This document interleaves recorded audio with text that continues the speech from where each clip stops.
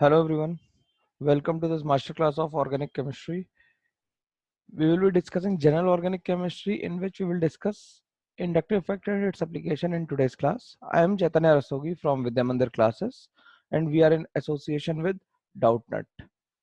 तो हम लोग आज जनरल ऑर्गेनिक केमिस्ट्री की बिल्कुल बेसिक क्लास के बारे में बात करेंगे। धीरे धीरे आज शुरू समझ लेते हैं कि पहले दिन अगर ऑर्गेनिक शुरू होती तो कैसा होता। तो जनरल ऑर्गेनिक केमिस्ट्री बेसिकली हमें बताती क्या है? जनरल ऑर्गेनिक केमिस्ट्री हमें ये बताती है कि कैसे रिएक्शन प्रोसीड करेगी, कैसे रिएक्शन प्रोसीड करेगी और कैसे फंक्शन करेंगे। ठीक है, तो इसे देखते हैं कि कैसे होगा ये। तो पहले अगर हम मान लें कि how to represent a reaction, यहां से शुरू करते हैं, बिल्कुल बेसिक बात से शुरू करते हैं। तो लिख लेते हैं how to represent a reaction, how to represent a reaction. एक रिएक्शन को कैसे रिप्रेजेंट करेंगे इसके बारे में हम लोग बात करते हैं। ठीक है, इसके बारे में हम लोग बात करते हैं कि एक रिएक्शन को कैसे रिप्रेजेंट करेंगे। तो रिएक्शन को रिप्रेजेंट करने का तरीका क्या है कि इन जनरल हम लोग जानते हैं कि कोई भी रिएक्शन होती है तो उसमें हमारे पास रिएक्टेंट होता है जो रिएजेंट से क्या करता है, रिएक्ट करता है और क्या बना देता है, फाइनली प्रोडक्ट बना देता है। ठीक, in presence of a solvent. तो reactant reagent in presence of a solvent react करके प्रोडक्ट बनाते हैं। अब अगर रिएक्शन तेज होती है, if the reaction is fast, then this reactant and reagent will mix together and give product instantaneously. But if the reaction is moderate speed or slow, we can say कि इसमें बीच में इंटरमीडिएट्स भी बन सकते हैं। क्या बन सकते हैं? इंटरमीडिएट्स भी बन सकते हैं। इंटरमीडिएट्स मींस जो रिएक्शन के बीच में डिटेक्टेबल केमिकल स्पीशीज ऑब्टेन हो रही है उसे हम क्या कहेंगे? इंटरमीडिएट कहेंगे। ठीक है, उसे हम क्या कहेंगे? इंटरमीडिएट कहेंगे, जो रिएक्शन के बीच में ऑब्टेन हो रही है। ठीक है,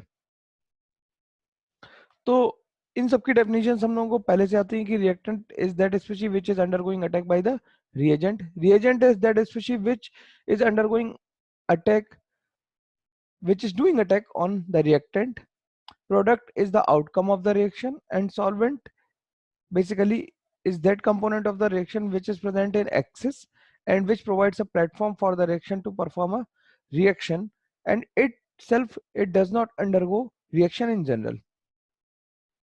Generally solvent reaction में participate नहीं करता है, but in some cases when the solvent act as a reagent, the reactions are known as solvolysis.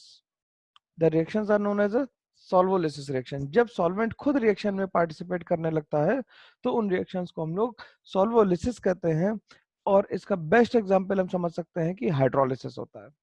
Hydrolysis is an example of solvolysis in which the solvent is acting as a reagent. ठीक है, अब बात क्या है कि भाई जो हमने रिएक्टेंट था वो हमारा स्टेबल चीज है,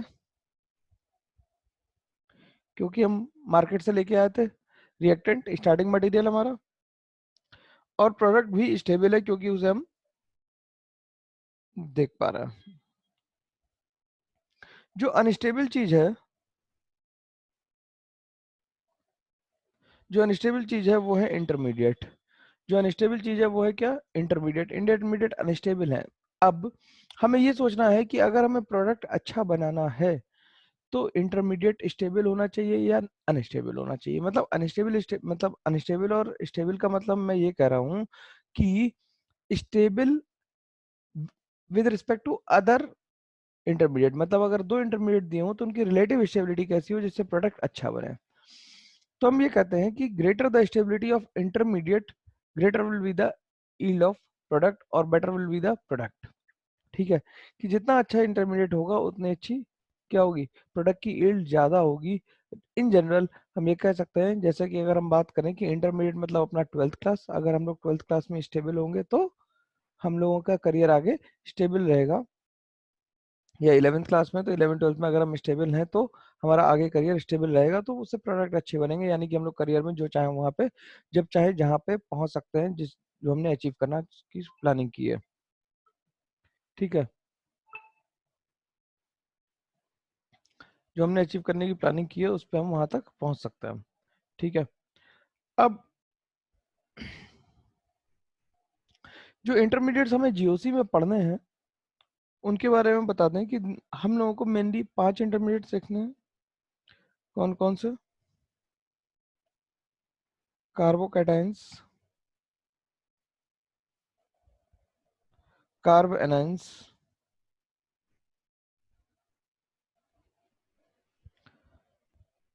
carb anions, free radicals,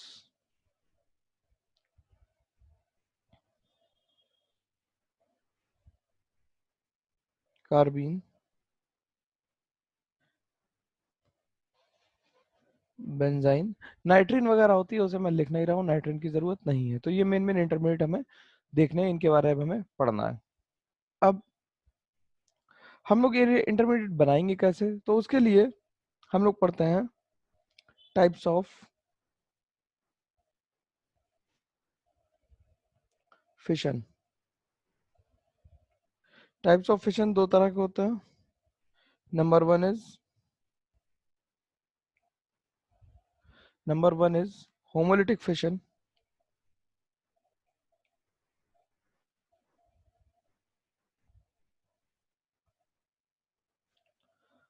homolytic fission में क्या होता है? होमोलिटिक मतलब सेम तरह से ब्रेक होना, फिशन माने ब्रेक होना। होमोलिटिक फिशन या क्लीवेज हम कुछ भी कह सकते हैं। होमोलिटिक फिशन का मतलब जब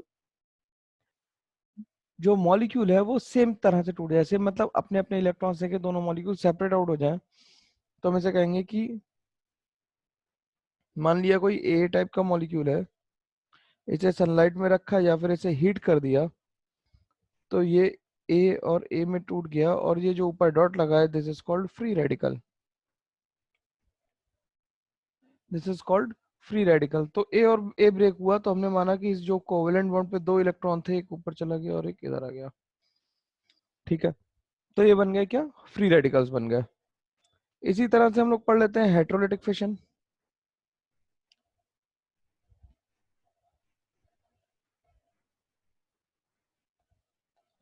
अब हेट्रोलाइटिक फिशन में क्या कहेंगे हम लोग? हेट्रोलाइटिक में मतलब दो जो एटम्स होंगे उनके बीच में क्या होगा? इलेक्ट्रोनेगेटिविटी डिफरेंस होगा। तो ए और बी जब ब्रेक हुए, तो हमने मान लिया कि B is more electronegative than A, तो इससे कैटायन बन गए और एनायन बन गए। कैटायन बन गए और एनायन बन गए। तो हम लोग कैटायन एनायन और फ्री रेडिकल समझ गए कैसे बनते हैं। बेंजाइन और कार्बीन आगे देखेंगे कि कैसे बनते हैं, और बिल्कुल उनके बारे में भी पढ़ेंगे, लेकिन अभी के लिए हम लोग कैटायन और एनायन ही देख लेते हैं। तो इसमें क्या होगा कि ये जो दो इलेक्ट्रॉन्स हैं वो ट्रांसफर हो गए होंगे किस पे? बी पे ट्रांसफर हो गए होंगे, और क्या बन गया? बी माइनस बन गया और ए पे आ गया प्लस।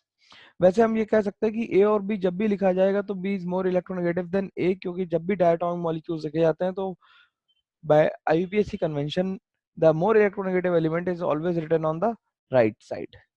इसीलिए हम लोगों ने NaCl पढ़ा था, कभी Cl नहीं लिखा, HCl पढ़ा। डायटोमिक मॉलिक्यूल्स की बात कर रहा हूँ, तो जो मोर इलेक्ट्रोनेगेटिव एलिमेंट होता है उसे हम लोग राइट साइड में लिखते हैं। ठीक, अब ये बॉन्ड क्लीवेज हो गई। अब बात करते हैं कि electron displacement in covalent bond.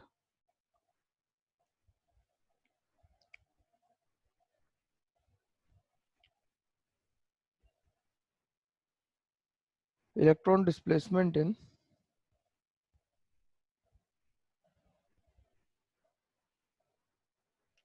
Covalent bond. Covalent bonds में इलेक्ट्रॉन का डिस्प्लेसमेंट क्यों हो रहा है? Why the electrons are being displaced in covalent bond? तो सबसे जो मतलब कॉमन आंसर हम कॉमन तरीके से कह सकते हैं कि ऐसा क्यों हो रहा है, उसका मेन रीजन बता सकते हैं कि due to the change in या difference in electronegativity. Due to the difference in electronegativity ये इलेक्ट्रॉन डिस्प्लेसमेंट हो रहा है। तो ये बेसिकली चार तरह का होता है। First is inductive effect,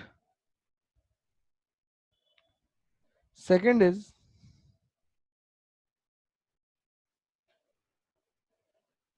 resonance और mesomeric effect, third is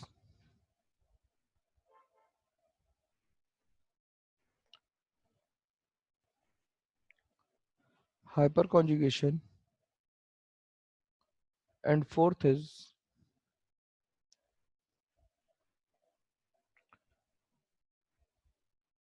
electromeric effect. तो ये चार तरह के इलेक्ट्रॉन डिस्प्लेसमेंट इफेक्ट होते हैं जिन्हें हम लोग डिटेल में पढ़ना है। तो सबसे पहले हेडिंग डाल लेते हैं। आज का जो हम लोगों का डिस्कशन का टॉपिक है वो इंडक्टिव इफेक्ट है, तो हम लोग इंडक्टिव इफेक्ट को ही पढ़ते हैं। तो हेडिंग डाल लेते हैं यहाँ पे inductive effect.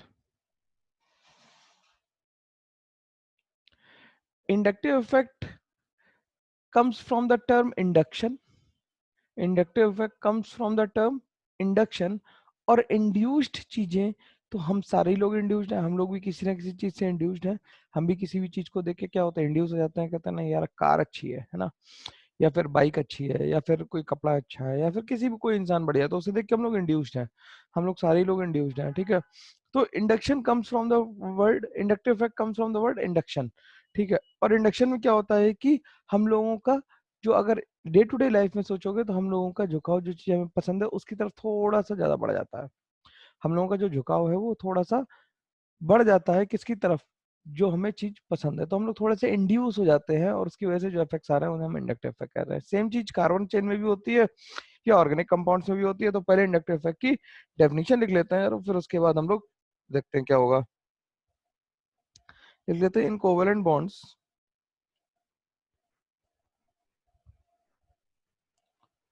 In the covalent bonds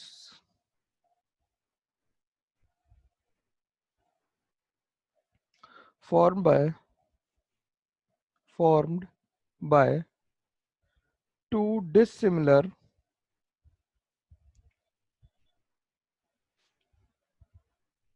atoms, formed by two dissimilar atoms, that means dissimilar atom का मतलब क्या है कि जिनके बीच में इलेक्ट्रोनेगेटिविटी डिफरेंस होगा, having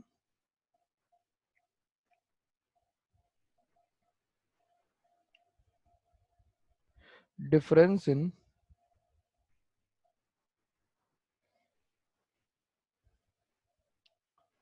electronegativity,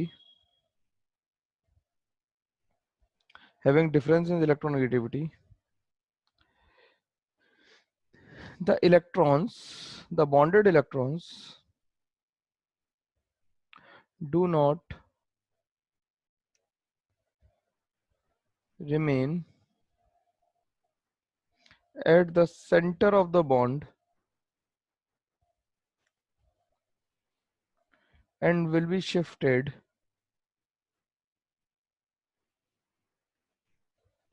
and will be shifted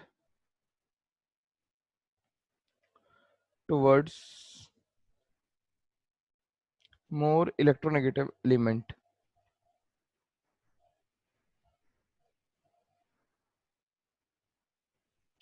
more electronegative element will be shifted towards more electronegative element। तो ये अगर इलेक्ट्रॉन्स मोर इलेक्ट्रोनेगेटिव एलिमेंट की तरफ शिफ्टेड है तो एटम पे क्या जाएंगे, एटम्स जो बॉन्ड कनेक्टेड एटम्स हैं उन पे क्या जाएंगे, डेल्टा प्लस और डेल्टा माइनस। जैसा हम लोग डायपोल मोमेंट में कर चुके थे 11th में, कि डायपोल मोमेंट में क्या किया हम लोगों ने केमिकल बॉन्डिंग में देखा था कि क्या, कि जो मोर इलेक्ट्रोनेगेटिव एलिमेंट है वो डेल्टा नेगेटिव बिहेव कर लेता है और जो लेस इलेक्ट्रोनेगेटिव है उस पर डेल्टा पॉजिटिव आ जाता है, ठीक। Therefore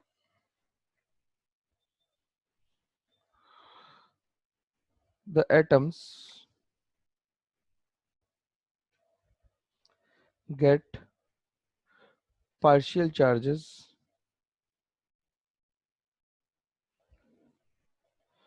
and the bond becomes polar,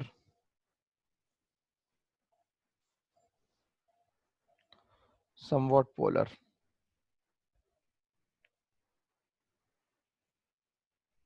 the bond become somewhat polar, तो बॉन्ड थोड़ा सा क्या हो जाता है, पोलर हो जाता है और इलेक्ट्रॉन एक तरफ शिफ्ट हो जाते हैं। ठीक, अब हो क्या रहा है कि मान लेते हैं कि कोई एटम अगर हम मान लें कि ए और बी मान लेते हैं, तो बी मोर इलेक्ट्रोनेगेटिव है एलिमेंट, तो इनिशियली इलेक्ट्रॉन हमने फील किया था कहाँ होने चाहिए, लेकिन वो है कहाँ पे, वो बी की तरफ शिफ्टेड है, होने कहाँ पे चाहिए थे, होने चाहिए थे बीच में, तो उन्हें बीच में हम लोग इससे दिखा देते हैं कि उसे यहाँ पे होना चाहिए था, ये शिफ्ट हो गए। ठीक, तो बी पे क्या आ गया भाई, बी पे आ गया डेल्टा निगेटिव और ए पे आ गया डेल्टा पॉजिटिव, तो इसकी वजह से क्या आ गया, दिस डायरेक्शन में नेट डाइपोल मोमेंट,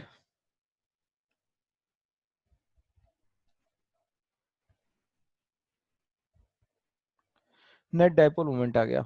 अब डाइपोल मोमेंट से हमें चिंता नहीं करनी, हमें बात करनी इलेक्ट्रोमैग्नेटिक इफेक्ट ये कैसे लग रहा है।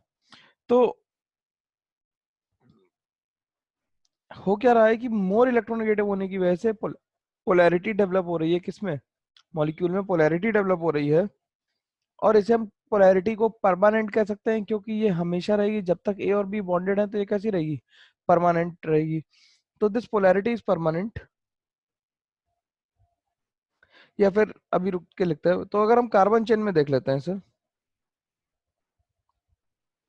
तो हमने कार्बन चेन बना ली और उसमें कोई एटम जोड़ दिया एक्स, और x is such that x is a hetero atom, hetero atom means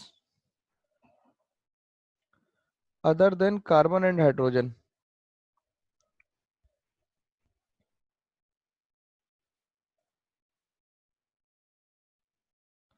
such that the electronegativity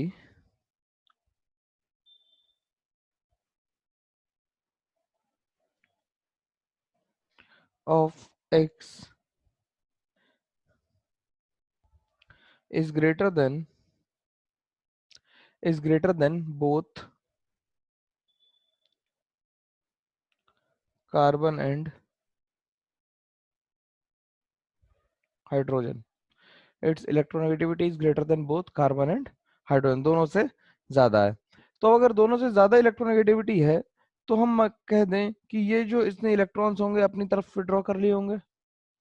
अगर इसने अपनी तरफ इलेक्ट्रॉन विड्रॉ किए तो इसने क्या लगाया, इस पे आ गया डेल्टा माइनस, इस पे क्या आ गया, डेल्टा माइनस आ गया, क्योंकि इसने इलेक्ट्रॉन क्या किए, विड्रॉ कर लिए, विड्रॉ कर लिए, तो इस कार्बन पे आ गया डेल्टा प्लस। जैसे ही कार्बन पे डेल्टा प्लस आया, as soon as the carbon gets delta plus charge, it becomes more electronegative as compare to the next carbon. तो लेकिन इसकी इलेक्ट्रोनेगेटिविटी तो बढ़ी, लेकिन इतनी नहीं बढ़ी कि एक्स के बराबर हो जाए, इसकी कार्बन की इलेक्ट्रोनेगेटिविटी डेल्टा प्लस आने से बढ़ गई, लेकिन इतनी नहीं बढ़ पाई कि वो एक्स के बराबर हो जाए, और एक्स के बराबर अगर नहीं हो पा रहा है तो वो कार्बन से इलेक्ट्रॉन तो खींचेगा, लेकिन उतने नहीं खींच पाएगा जितने उसे जरूरत थी, जितने एक्स ने खींचे थे थोड़ा कम खींचेगा। इसी तरह से वो पड़ोस वाले कार्बन से उतने इलेक्ट्रॉन नहीं खींच पाएगा जितनी जरूरत थी, और फोर्थ कार्बन आते आते ये डिमिनिश हो जाता है, डाई आउट हो जाता है, तो लगभग लगभग खत्म हो जाएगा। और ये स्टैंडर्ड एरो कंडीशंस हैं लगाने का तरीका, कि पहले पे एक एरो, दूसरे पे दो, तीसरे पे तीन। ठीक है, तो बेसिकली हम ये कहेंगे कि it is a permanent effect,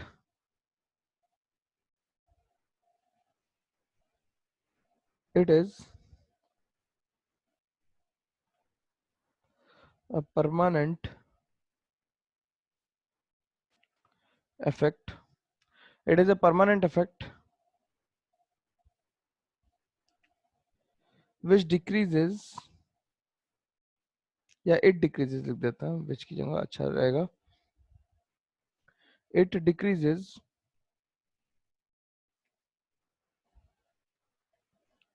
with increase in distance, it decreases with increase in distance, it decreases with increase in distance,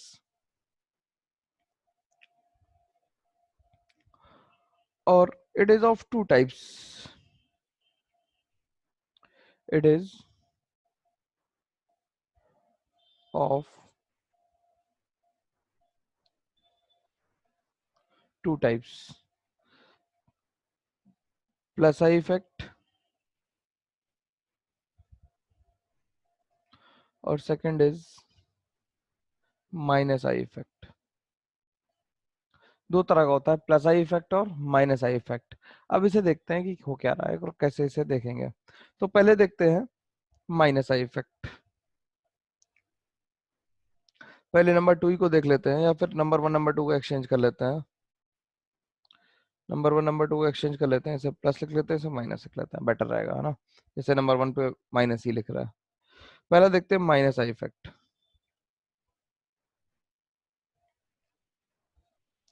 minus I effect में क्या हो रहा था, जैसे भी हम लोगों ने देखा कि कार्बन पे एक्स ग्रुप जुड़ा हुआ था, कार्बन पे एक्स ग्रुप जुड़ा हुआ था, तो एक्स ने इलेक्ट्रॉन खींचे थे, तो कार्बन एक्स पे डेल्टा निगेटिव और कार्बन पे डेल्टा पॉजिटिव आ गया था, राइट।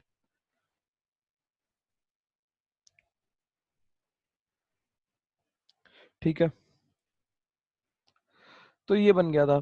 अब हम ये कहेंगे कि x being more electronegative pulled the electron density from the carbon chain।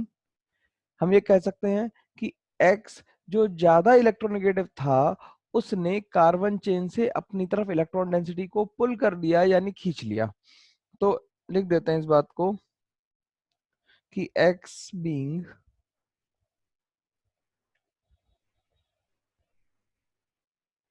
more electronegative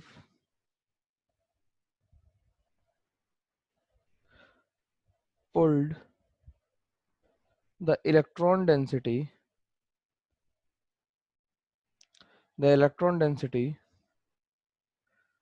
from the carbon chain, from the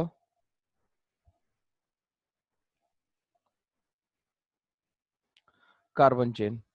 electron density को पुल कर लिया कहां से, कार्बन चेन से। इलेक्ट्रॉन डेंसिटी को अगर कार्बन चेन से पुल कर लिया तो क्या हुआ, तो ऐसा लगेगा कार्बन चेन को, कैसा लगेगा, कार्बन चेन को लगेगा किसी ने उससे इलेक्ट्रॉन विड्रॉ कर लिए हैं। जब कार्बन चेन, क्योंकि हम ऑर्गेनिक केमिस्ट्री पढ़ रहे हैं, तो कार्बन चेन हमारा रेफरेंस पॉइंट है, तो कार्बन चेन से अगर इलेक्ट्रॉन डेंसिटी विड्रॉ हो गई तो हम कहेंगे कि X applies minus I effect, मतलब विड्रॉ कर रहा है, कम कर रहा है इलेक्ट्रॉन, तो minus I effect to the carbon chain. ठीक है, देन वी से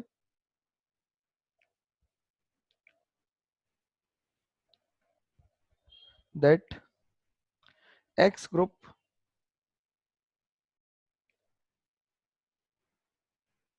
applies minus I effect to the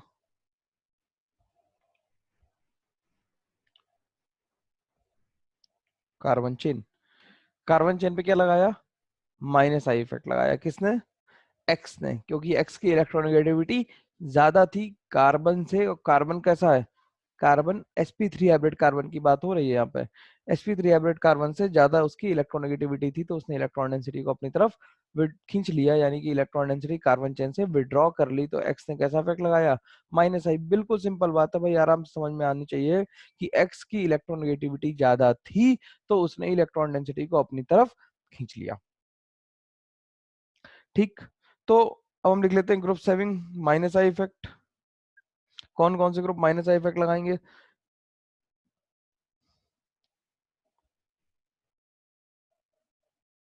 groups having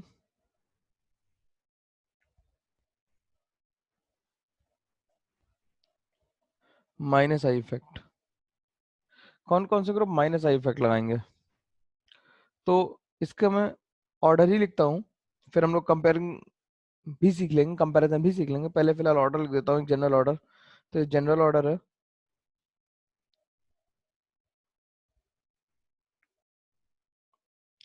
कि सबसे ज्यादा NF3+,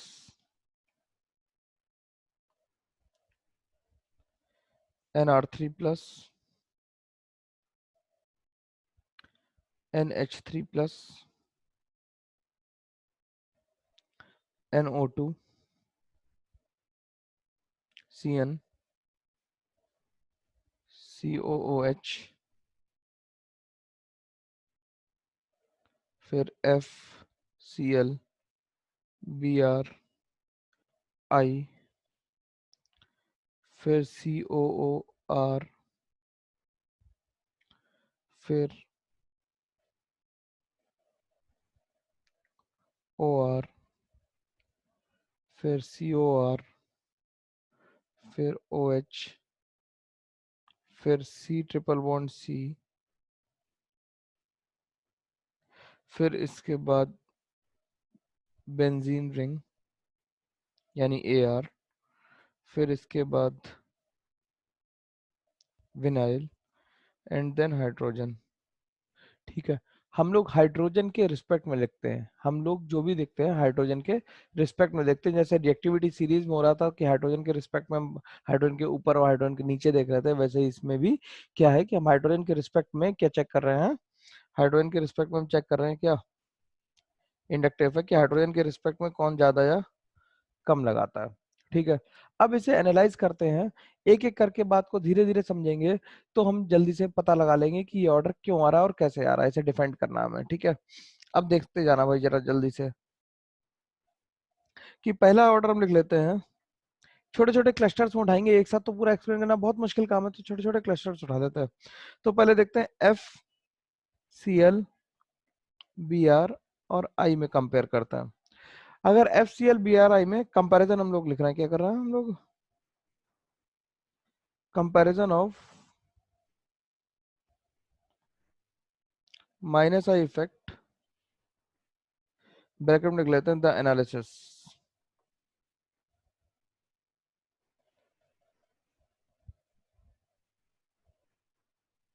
द एनालिसिस। अब FCl Br I में हम जानते हैं कि सबसे ज्यादा इलेक्ट्रोनेगेटिविटी किसकी है, F की है।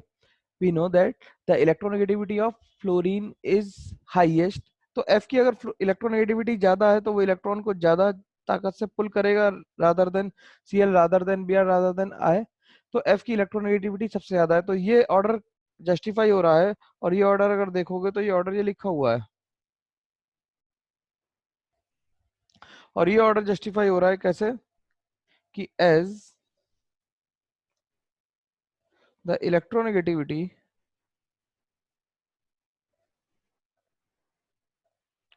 मैं पहले छोटे छोटे क्लस्टर्स में ले रहा हूँ, फिर पूरे भी एक्सप्लेन करूंगा, पूरा याद रखनी है वैसे तो ये टेबल, लेकिन अगर याद ना हो पाए तो कोई घबराने की बात नहीं, हमें कंपैरिजन करना आना चाहिए बस, दैट्स इट।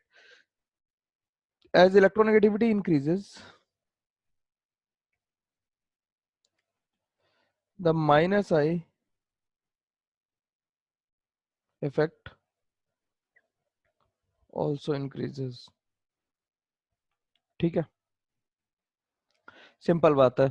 इसी बेसिस पे अगर हम दूसरे को कंपेयर करना चाहें तो दूसरे को भी कंपेयर कर सकते हैं। देखो भाई सेकंड को, सेकंड ले लेते हैं C ट्रिपल बॉन्ड CH, फिर ले लेते हैं बेंजीन रिंग, इसे हम फिनाइल कहते हैं, इसे हम AR भी लिख देते हैं, AR मतलब एराइल ग्रुप। और फिर ये क्या है, ये विनाइल ग्रुप है, नाम भी ध्यान रख सकते हैं, ये क्या है, ये विनाइल ग्रुप है। ठीक, तो इन्हें कैसे देखेंगे, तो C ट्रिपल बॉन्ड CH है, बेंजीन रिंग है और CH2 है। अगर ध्यान से देखोगे आप लोग तो आप लोगों को ये पता लगेगा कि इस कार्बन पे जो हाइब्रिडाइजेशन है वो sp है, इस कार्बन पे जो हाइब्रिडाइजेशन है वो sp है, इस कार्बन पे जो हाइब्रिडाइजेशन है वो sp2 है, इस पे भी sp है, और इन सारे कार्बन्स पे sp2 ही है हाइब्रिडाइजेशन, इन पे इस पे सब पे sp2 है।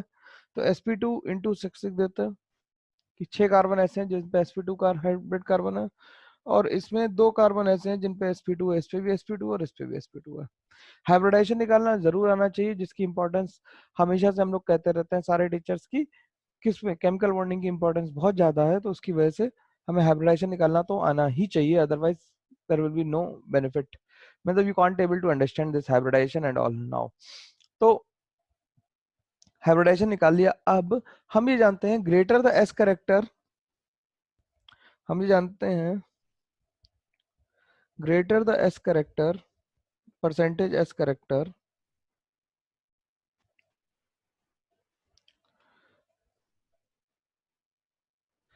greater will be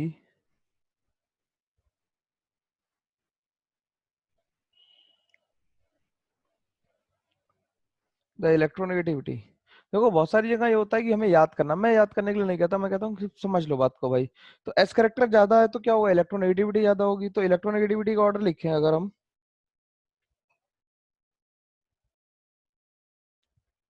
order of electronegativity अगर हम लिखें तो sp हाइब्रिड कार्बन की सबसे ज्यादा आएगी, फिर sp2 की आएगी और फिर sp3 की आएगी। तो अगर sp कार्बन की इलेक्ट्रोनेगेटिविटी ज्यादा है तो माइनस आई भी ज्यादा होगा। तो ऑर्डर ऑफ माइनस आई लिख दें अगर हम,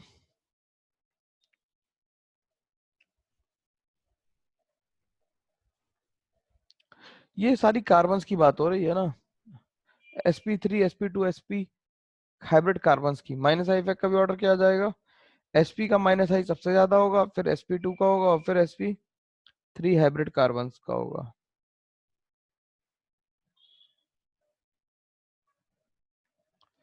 ठीक है, तो अब हमें माइनस आई का ऑर्डर पता लग गया। अब ये कह सकते हैं कि इसका माइनस आई ज्यादा होगा। अब देखो 6 sp2 कार्बन है और 2 sp2 कार्बन है, तो 6 sp2 और 2 sp2 में कौन ज्यादा इलेक्ट्रॉन पुल करेगा, तो 6 लोग मिलके ज्यादा खींचेंगे rather than 2 person. 6 person will attract more और pull more rather than 2 person. That's why sp2 is greater than, sp2 mean benzene is greater than या phenyl aryl is greater than vinyl group. ठीक है, अब बात कर लेते हैं ऊपर वालों की। थर्ड केस ले लेते हैं कि अगर हम इन जनरल बात करें, इन जनरल हम ये लिख सकते हैं कि जो थर्ड केस था हमारा कि ले लेते हैं NF3 प्लस NR3 प्लस और NH3 प्लस। ठीक है, अगर हमें इनमें कंपेयर करना हो, छोटे छोटे क्लस्टर्स में कंपेयर करो, ऐसे ही कंपैरिजन करने को आएगा, पूरी कोई सीरीज तो कंपेयर करनी नहीं हमें कभी भी। तो छोटे छोटे क्लस्टर्स में बेसिकली हम लोग अपनी अंडरस्टैंडिंग बढ़ा लें, जिसके हम एप्लीकेशन बाद में देख पाएंगे। ठीक है, तो इनमें अगर हम देखें तो हम ये कह सकते हैं कि the species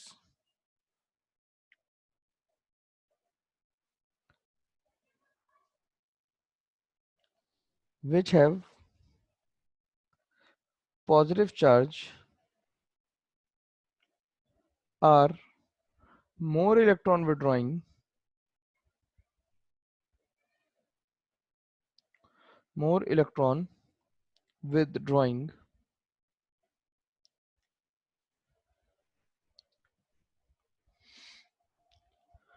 than the neutral ones,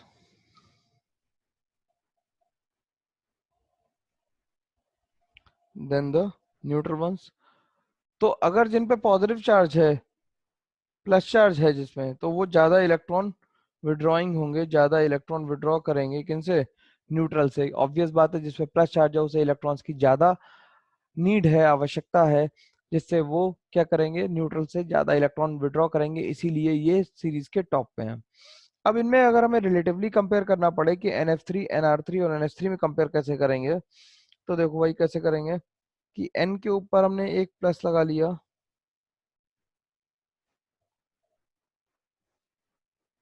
और F लगा लिए, यहाँ पे हमने 3 R लगा लिए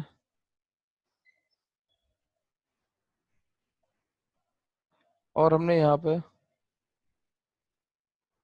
3H लगा लिए। ठीक है, तो हम लोग ये देख रहे हैं कि इन तीनों में अगर हमें कंपेयर करना पड़े तो कैसे कंपेयर करेंगे। तो सबसे पहले देखते हैं पॉजिटिव चार्ज डेंसिटी जिस पे ज्यादा होगी वो ज्यादा इलेक्ट्रॉन विड्रॉ करेगा। तो F का हम ऊपर पढ़ चुके हैं, F का कैसा इफेक्ट होता है, F का माइनस आई इफेक्ट होता है। तो F will withdraw the electrons, अपनी तरफ खींचेगा, तो जिससे पॉजिटिव चार्ज डेंसिटी नाइट्रोजन पे बढ़ जाएगी। लिख लेते हैं F being more electronegative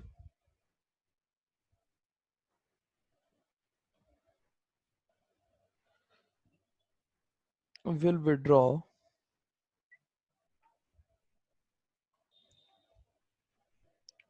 electrons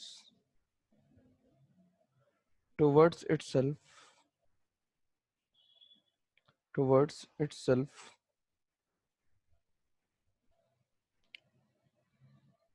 and increase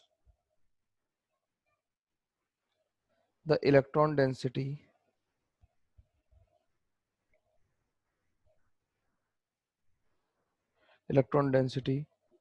and increase the positive charge density, electron density nahi, electron increase the positive charge density on nitrogen and and making it more electronegative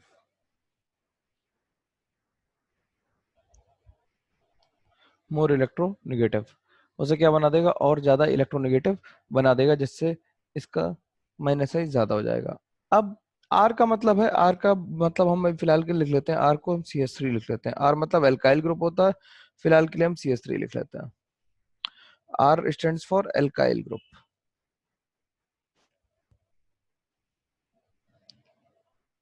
अभी फिलहाल के लिए हमने CH3 लिख लिया। तो अब अगर हम एल्काइल ग्रुप को देखें,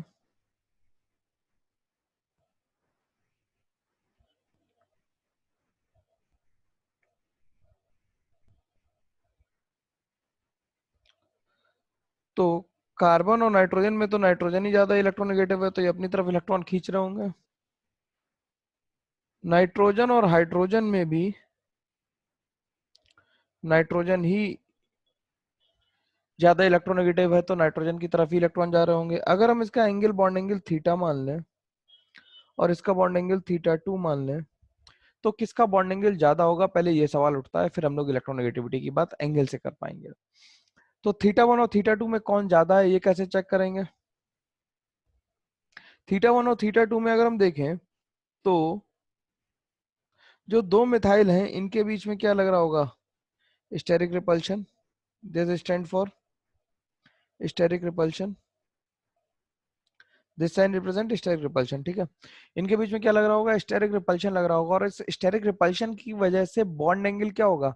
बढ़ जाएगा। स्टेरिक रिपल्शन मतलब साइज की वजह से रिपल्सन फोर्सेस लग रहे होंगे, है ना। हिंड्रेंस लग रहा होगा। स्टेरिक रिपल्शन या फिर स्टेरिक हिंड्रेंस, हिंड्रेंस कह देते हैं इसे। स्टेरिक मतलब होता है 3D, है ना। स्टेरिक हिंड्रेंस या स्टेरिक रिपल्शन लग रहा होगा, भीड़ भाड़ है तो वहां पे क्या होगा? रिपल्शन फोर्सेस होंगे, और θ1 की वैल्यू जो है वो ज्यादा हो जाएगी θ2 से, क्योंकि H का साइज बहुत छोटा है। H का साइज बहुत छोटा है। और हम जानते हैं कि as theta increases, as bond angle increases,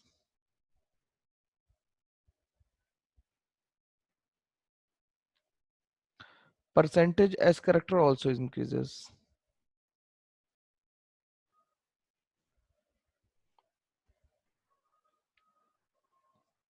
percentage S character also increases, इसलिए ये ज्यादा इलेक्ट्रॉन पुल करता है rather than this.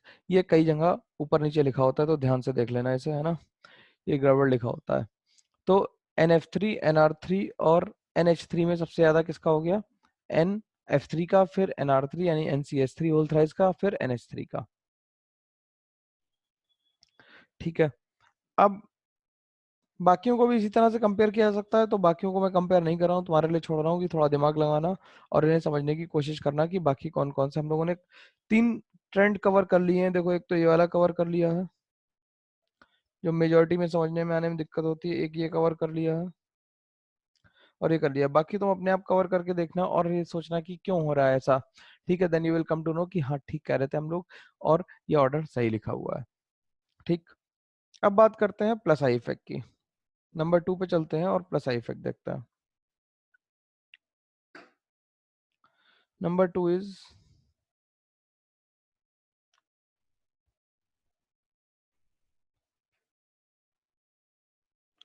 Plus I effect.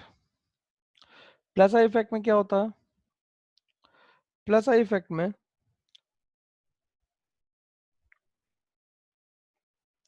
जो हमने क्या किया था कि कार्बन चेन से एक्स को ही लगाया था और एक्स ने इलेक्ट्रॉन विड्रॉ कर लिए थे, डेल्टा माइनस आ गया था।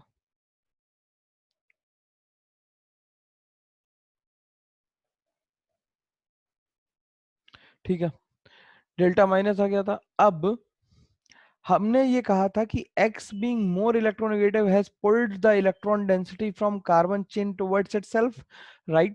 हमने कहा था x ज्यादा इलेक्ट्रोनेगेटिव है इसलिए उसने कार्बन चेन से इलेक्ट्रॉन डेंसिटी विड्रॉ कर ली। Now we will ask carbon what happened. तो कार्बन क्या कहेगा कि कार्बन ये कह सकता है कि दो तरह से अपनी बात को कह सकता है। देखो, कार्बन कार्बन ये कह सकता है कि एक्स बहुत इलेक्ट्रोनेगेटिव था, उसने हमारी सारी इलेक्ट्रॉन डेंसिटी खींच ली भाई। वो दुखी हो जाए और ये कहे कि एक्स तो बहुत ही इलेक्ट्रोनेगेटिव था, हम क्या करें, हमारी सारी इलेक्ट्रॉन डेंसिटी खींच के ले गया। एक तरीका और है कार्बन को अपनी बात कहने का, और कार्बन ये कहे कि एक्स बहुत इलेक्ट्रोनेगेटिव था, it needs electron, that's why I give the electron. Actually वो क्या हुआ है कि एक्स ने इलेक्ट्रॉन खींचे, लेकिन कार्बन के फ्रेम ऑफ रेफरेंस से हम ये कह सकते हैं कि कार्बन ने इलेक्ट्रॉन एक्स को डोनेट कर दिए। तो हम ये कहेंगे कि alkyl chain is applying plus I effect to the X. मतलब अगर इलेक्ट्रॉन दे रहे हैं तो हम क्या कहेंगे, प्लस आई, और इलेक्ट्रॉन ले रहे हैं तो माइनस आई। तो देन वी से in this case we can say we can say that we can say that the carbon chain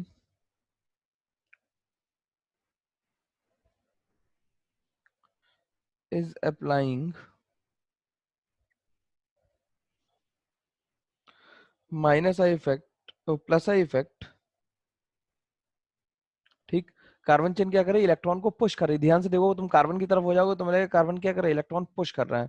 तो हम लोग लिख लेते हैं group showing plus I effect.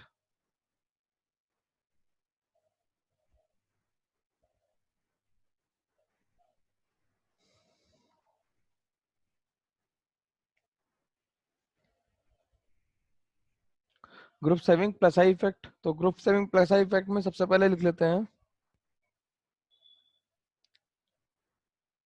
Order ही लिख लेते हैं हम लोग सीधे सीधे। टर्शियरी ब्यूटाइल, देन आइसोप्रोपाइल,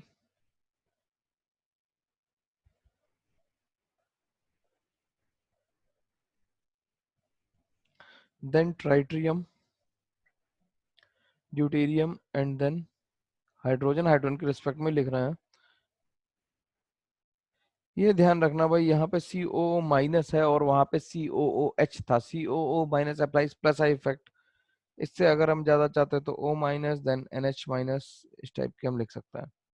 तो हम इनके लिए कह सकते हैं कि जैसे पॉजिटिव चार्ज जो था उसे क्या चाहिए था, उसे इलेक्ट्रॉन चाहिए था, इसलिए वो क्या लगा रहा था, माइनस आई इफेक्ट लगा रहा था न्यूट्रल वालों से ज्यादा। तो जिनके पास नेगेटिव चार्ज है उन्हें इलेक्ट्रॉन देने का मन करेगा, इलेक्ट्रॉन वो रिलीज करेंगे, इसलिए वो कैसा इफेक्ट लगाएंगे, प्लस आई इफेक्ट लगाएंगे। तो लिख लेते हैं निगेटिवली चार्ज स्पीसीज, लिख लेते हैं order of plus I effect है। तो लिख लेते हैं निगेटिवली चार्ज स्पीशीज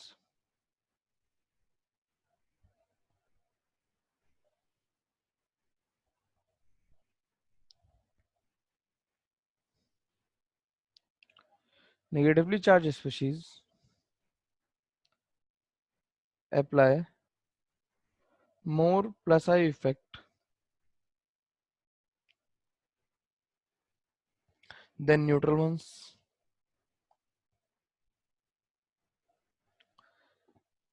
और इसमें हम जानते हैं कि नाइट्रोजन की इलेक्ट्रोनेगेटिविटी कम है ऑक्सीजन से, तो हम ये कह सकते हैं कि नाइट्रोजन का माइनस आई ज्यादा है, बिकॉज प्लस आई ज्यादा है, बिकॉज रीजन क्या लिख लेंगे इसके नीचे, because the electronegativity of nitrogen is less than oxygen.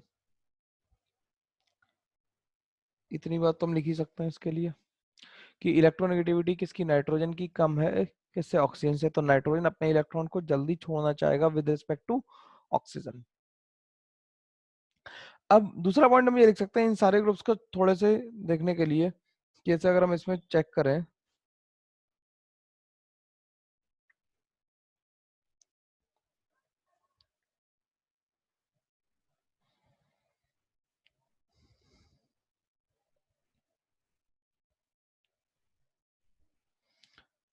तो हम ये बता रहे हैं कि इसका प्लस आई इफेक्ट ज्यादा है, फिर इसका।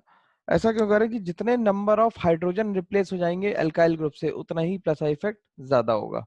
तो लिख लेते हैं greater the number of alkyl groups,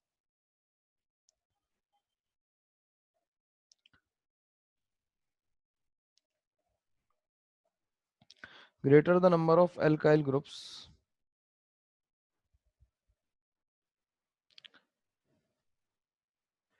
greater will be the plus I effect. Greater will be the plus I effect. ठीक है, तो 3 डिग्री का ज्यादा होगा, then 2 degree, then 1 degree and then methyl.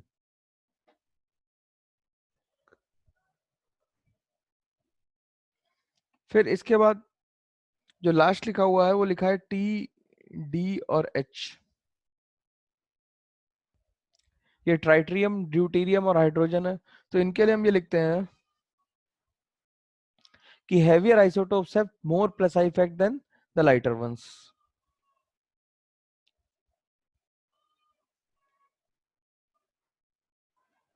The heavier isotopes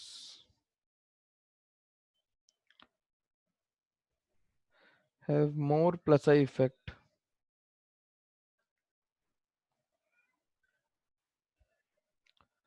than the lighter ones. Than the lighter ones. इनका plus I effect ज्यादा होता है लाइटर वन से। ठीक है, तो इनका प्लस आई इफेक्ट ज्यादा है किससे? लाइटर वन से। हेवियर आइसोटोप का मतलब अगर ये पूछ ले कोई कि C14, CS3 और CH312 में किसका प्लस आई ज्यादा होगा, तो CH314 का ज्यादा होगा। ठीक है, अब बात करते हैं एप्लीकेशन। ये तो इंडक्टिव इफेक्ट हो गया, हम लोगों ने इंडक्टिव इफेक्ट देख लिया। इंडक्टिव इफेक्ट दो तरह का था, प्लस आई इफेक्ट और माइनस आई इफेक्ट, और उनके हमने ट्रेंड्स देख लिए। अब हम देखेंगे कि इंडक्टिव इफेक्ट से हम लोग क्या क्या डिटरमाइन कर सकते हैं। तो हम लिखते हैं application of inductive effect.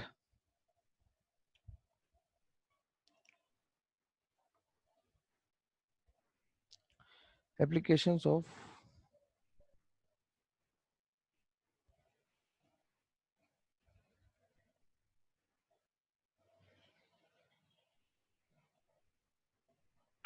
Inductive effect. Applications of inductive effect में हम लोग पहले देखते हैं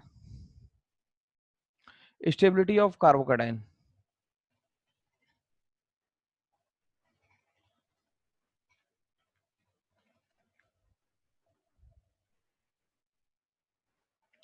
stability of carbocation. Stability of carbocation के अगर बारे में बात करें तो केवल इंडक्टिव इफेक्ट से कैसे देखेंगे, हम लोग वही क्वेश्चन करेंगे जिनमें केवल इंडक्टिव इफेक्ट से आंसर निकाला जा सकता है। तो स्टेबिलिटी ऑफ कार्बोकेटाइन से हम कहेंगे कि carbocations being electron deficient, carbocations are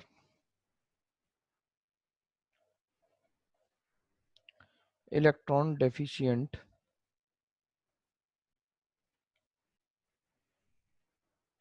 species. So any group which increases the positive charge density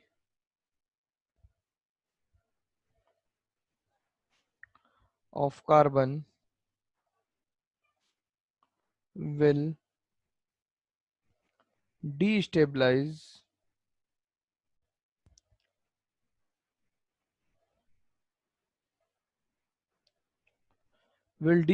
the carbocation, will destabilize the carbocation, and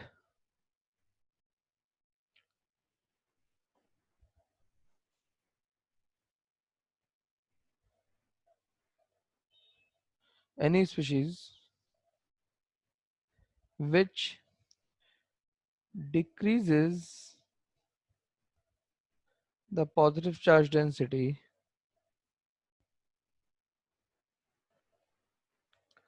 of carbon will stabilize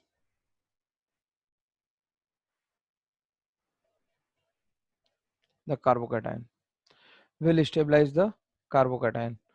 तो ऐसी कोई भी स्पीशीज जो carbocation, भाई देखो कोई भी चीज ना तो इलेक्ट्रो पॉजिटिव रहना चाहती है ना इलेक्ट्रो नेगेटिव रहना चाहती है, तो अगर इलेक्ट्रॉन डेंसिटी बढ़ा देगा कोई तो क्या करेगा, उससे स्टेबिलिटी कम हो जाएगी, और इलेक्ट्रॉन डेंसिटी कम कर देगा तो तो क्या होगा, इलेक्ट्रॉन डेंसिटी मतलब अगर पॉजिटिव डेंसिटी बढ़ा देगा तो डिस्टेबलाइज हो जाएगा और उसे न्यूट्रल की तरफ ले जाएगा, तो उससे क्या होगा, तो उससे क्या होगा, जब इलेक्ट्रॉन डेंसिटी न्यूट्रल की तरफ ले जाएगा तो उससे स्टेबिलिटी बढ़ जाएगी, उससे स्टेबिलिटी बढ़ जाएगी। ठीक है, तो इसके क्वेश्चंस देख लेते हैं। मतलब अगर हम इसे ऐसे लिखें, फॉर्मेट में लिखें आई फैक्ट के फॉर्म में, तो लिखें कि stability of carbocation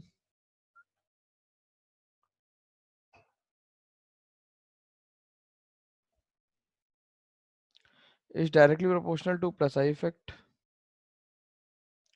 and is inversely proportional to minus I effect, is directly proportional to plus I effect and inversely proportional to minus I effect, inversely proportional to minus I effect. तो ये बात हम ध्यान रखेंगे कि stability plus I effect के directly proportional है और माइनस आई के इन्वर्सली प्रोपोर्शनल है। ठीक है, तो जैसे अगर हमें आंसर लिखना हो तो लिखते हैं compare the stability of following, कुछ क्वेश्चंस कर लेते हैं। कंपेयर द स्टेबिलिटी ऑफ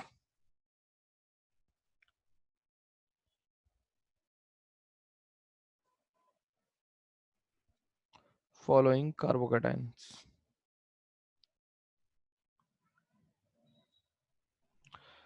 तो अगर हमसे कोई क्वेश्चन पूछे, नंबर 1 लिख लेते हैं, दो ही तीन क्वेश्चन देखेंगे, ज़्यादा नहीं करेंगे, देख लेते हैं।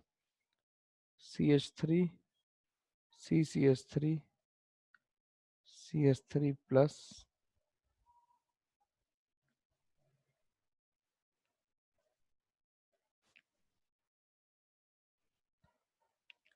तो अगर हमें इसमें स्टेबिलिटी कंपेयर करनी हो तो क्या बताएंगे कि CH3 कैसा ग्रुप है, प्लस आई इफेक्ट लगाने वाला, तो इसमें तीन तरफ से प्लस आई लग रहा है, इसमें दो तरफ से प्लस आई लग रहा है, इसमें एक तरफ से प्लस आई लग रहा है, तो स्टेबिलिटी का ऑर्डर ये आ जाएगा कैसे कि इसमें तीन मिथाइल है, फर्स्ट वाले में तीन मिथाइल अपने प्लस आई से इलेक्ट्रॉन को क्या करेंगे, एल्काइल ग्रुप क्या लगाता है, प्लस आई इफेक्ट लगाता है, तो उससे स्टेबिलिटी बढ़ाएंगे। इसी तरह से इसमें सेकंड वाले में दो मिथाइल है, थर्ड वाले में वही एक मिथाइल, और लास्ट वाले में तो कोई भी एल्काइल ग्रुप नहीं जुड़ा हुआ, तो उसकी स्टेबिलिटी सबसे कम हो जाएगी। सेकंड क्वेश्चन देख लेते हैं।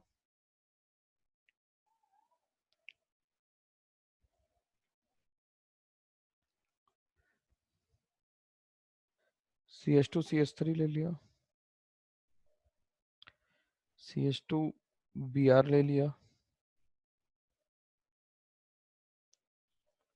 CH2 Cl ले लिया, इनमें स्टेबिलिटी बतानी है। तो Cl का माइनस आई इफेक्ट ज्यादा होता है Br से, और इसका H का तो कोई इफेक्ट होता नहीं, तो सबसे ज्यादा स्टेबल क्या हो गया, ये हो गया, क्योंकि यहाँ पे क्या लग रहा है, माइनस आई इफेक्ट, तो माइनस आई इफेक्ट जितना कम उतना ही स्टेबिलिटी ज्यादा। और देख लेते हैं example.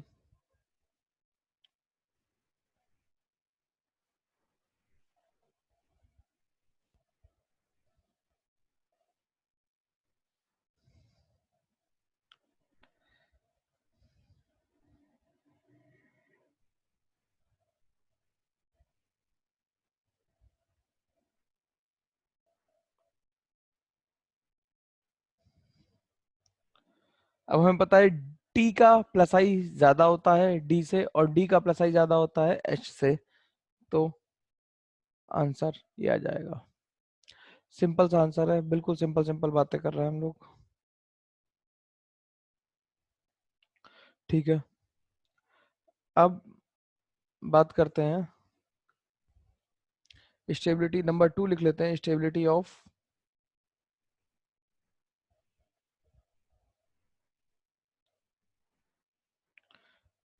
Carbon ions.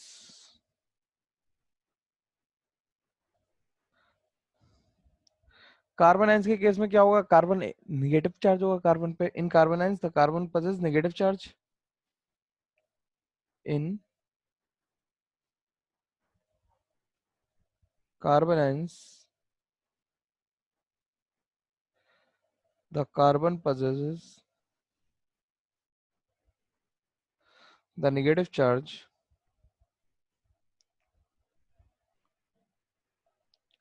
the carbon possesses the negative charge होता है due to which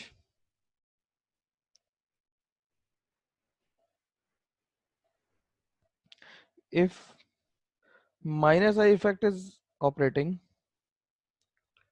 groups will increase the stability and plus I effect groups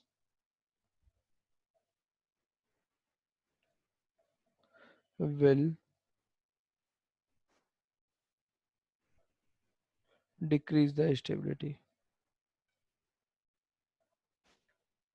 will decrease the stability। तो हम लिख देते हैं याद करने के लिए स्टेबिलिटी ऑफ, याद करने से मतलब है ध्यान रखने के लिए, carbon ions is proportional to plus I effect and is inversely proportional to, उल्टा लिख दिया, proportional to minus I effect and inversely proportional to plus I effect. ठीक है, तो इसके क्वेश्चन देख लेते हैं थोड़ा सा। तो हेडिंग डाल लेते हैं compare the stability of carbon ions.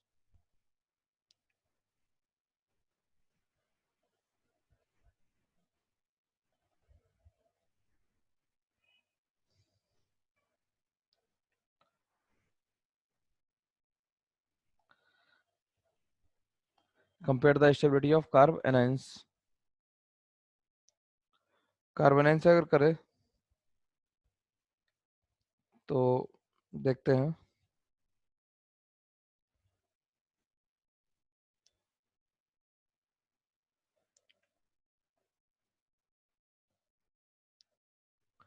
तो इसका आंसर क्या आना चाहिए जैसा क्वेश्चन लिख रहा है, इसका आंसर देखने से पता लग रहा है कि रिवर्स आना चाहिए, क्योंकि जितना प्लस आई ज़्यादा लगेगा उतनी स्टेबिलिटी क्या हो जाएगी, उतनी स्टेबिलिटी कम हो जाएगी। तो more the plus I lesser will be the stability.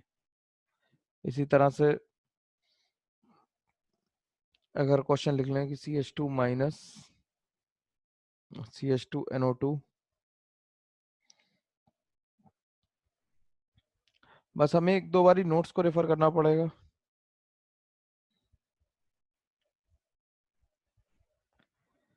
और देखेंगे कि NO2 का माइनस आई ज़्यादा होता है, NO2 has more minus I then F then OH, then the answer will be this। तो greater the minus I effect greater will be the stability। फिर third देख लेते हैं,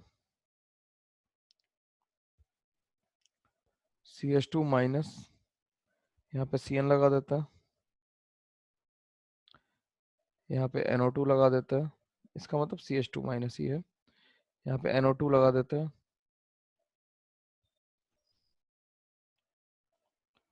और यहाँ पे लगा देते हैं F। तो हम ये देख पाएंगे कि इस सबसे ज़्यादा अगर हम 1 2 3 इसकी नंबरिंग कर दें तो NO2 का माइनस आई सबसे ज़्यादा है, फिर Cn का है और फिर F का है। तो स्टेबिलिटी ऑर्डर ये आ जाएगा, तो स्टेबिलिटी ऑर्डर ये आ जाएगा। ठीक है, इसी तरह से हम लोग बाकियों की भी स्टेबिलिटी ऑर्डर और सब कुछ देख सकते हैं। जैसे हम लोग फ्री रेडिकल की स्टेबिलिटी देख सकते हैं, एसिडिक स्ट्रेंथ देख सकते हैं, बेसिक स्ट्रेंथ देख सकते हैं। इन सारी बातों में भी हम लोग डिस्कशन कर सकते हैं, लेकिन अभी हम लोग अपना डिस्कशन केवल एक लास्ट पॉइंट तक ले चलते हैं, जिसे हम कहते हैं स्टेबिलिटी ऑफ फ्री रेडिकल्स। हम लोग लिखते हैं stability of free radicals, last लिख लेते हैं third is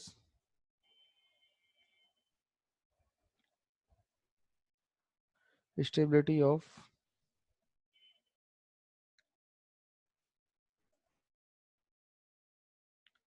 free radicals.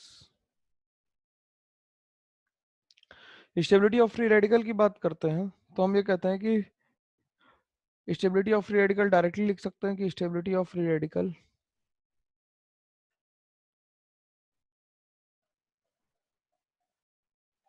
Is directly proportional to plus I effect, बिल्कुल कार्बोकेटाइन की तरह चलेगा, and inversely proportional two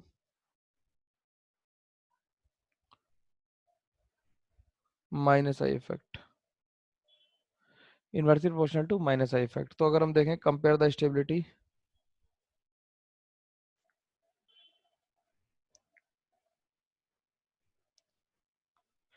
of the following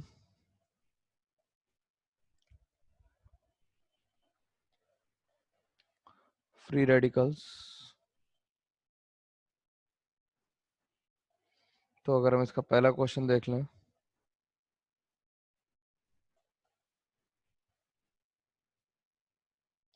क्योंकि फ्री रेडिकल्स भी कैसे हैं, इलेक्ट्रॉन डेफिशिएंट है, फ्री रेडिकल्स भी इलेक्ट्रॉन डेफिशिएंट हैं, तो इलेक्ट्रॉन डेफिशिएंसी की वजह से अगर कोई इलेक्ट्रॉन पे भेज देगा तो उसकी स्टेबिलिटी को बढ़ा देगा। ठीक है, और अगर हम माइनस आई इफेक्ट लगाएंगे तो स्टेबिलिटी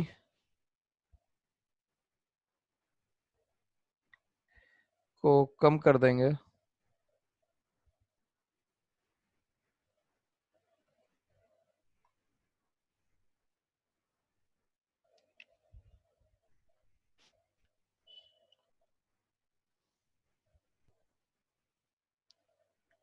इसके लिए कहेंगे कि ऑर्डर ये आएगा, क्योंकि सब में एफ लगा हुआ है, लेकिन minus I effect decreases with increase in distance. और भी एग्जांपल लिख सकते हो, यहाँ पे CH2 तो सभी जगह है, NO2 लिख लेता है,